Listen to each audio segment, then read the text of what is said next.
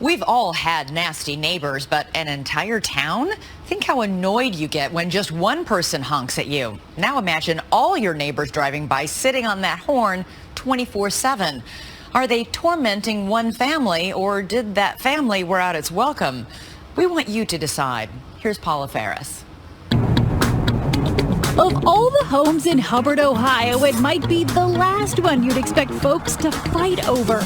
But this vacant house on East Liberty Street is the hottest property since good old Nehemiah Hubbard founded the town 200 years ago. Oh, what a fuss over a little fixer-upper. This all started in 2007 over a simple real estate deal, correct? Right. It was the property next door here.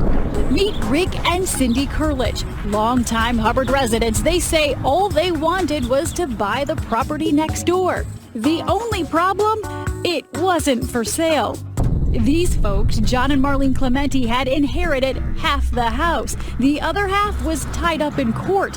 But Rick Kurlich tried to buy it anyway, even though it had been in the Clementi family for generations. I says, well, you're not getting my land. And I said, that's not right. It's my family since 1922. How could you do that? The Clement family called me up and they told me to take my bid off the table. And if I didn't take my bid off the table, we'd be bitter enemies for life.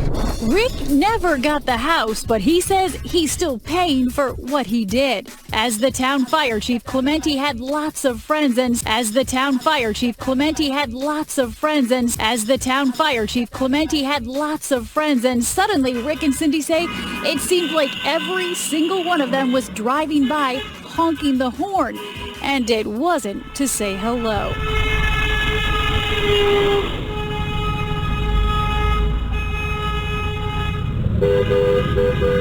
The Clement family conspired together to organize a horn-blowing campaign against us. That's really what this is all about. Ask not for whom the horn blows. It blows for Rick and Cindy Kurlich. In the beginning, it was 100 times a day. 100 times a day? 100. So they began planning their payback. Their house now bristles with expensive surveillance cameras. As we were looking them over, just watch what happened. The last camera is down here on the tree. Okay. Oh, somebody just honked their horn. Did you hear that? Yeah, it's never Was that ending. A friendly honk? Probably not. Okay. Rick says his ear is now finally attuned. You can tell an import horn from a domestic horn. Who are these horn blowers? Not just people in the town, but people who work for the town. Firefighters, including some from the department John Clementi ran, and police. Here's one of Hubbard Township's finest, not serving, not protecting, just honking. It's enough to wake the dead. This hearse caught 10 times. And would you look at this? The horn on the bus goes. An education for Hubbard's next generation of horn blowers. Rick and Cindy renamed their dining room the evidence room. Wow. There's more in the basement. There's hundreds and hundreds of photographs and discs and stuff here. You're like a detective. So when did people start blowing the horns? Were you recruiting people, telling them to get this guy out of town? That's what he tells everybody. John says he can explain everything. His son's girlfriend and some of her friends would occasionally blow the horn, but he says that was just their way of saying goodbye. But he says that was just their way of saying goodbye. But he says that was just their way of saying goodbye. When they would leave the house, the girls would toot the horn just to let them know they're leaving. A little toot? Yeah, Rick says, like this car leaving the Clementi's driveway at 4 in the morning. Does the city of Hubbard have a horn-blowing epidemic? An epidemic? No.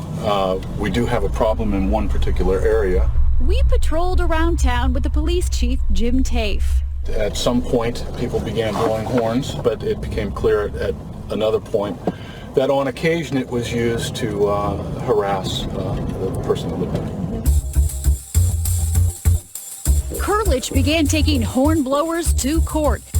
He says he got orders of protection against more than a dozen people, and he didn't stop there. he started suing. Somebody beeps, Rick sues. Beep, sue. At the Trumbull County Courthouse, the legal paperwork is piling up. Rick is now suing no fewer than 40 alleged hornblowers, including the Clementes. This isn't my job, and I don't want to do this, and I'm sad that I have to. Kurlich versus everybody. It seems like the town of Hubbard is against the Kurliches, and everybo's in on it now. Why wouldn't you be against him? If you beep your horn one time, he'll take you to court. Just a regular beep. Does the city of Hubbard want the Kurliches to leave? I believe so. Do you think you've made matters worse? We don't know how else to stop it.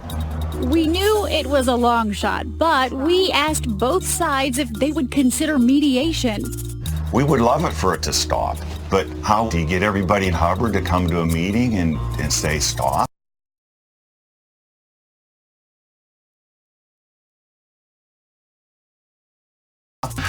Now there's a thought, get everybody in Hubbard to come to a meeting. I don't know. Oh yeah, Rick, that's just what we're gonna do. It's the 2020 Barbecue Peace Summit. Yeah, all right. But will the warring party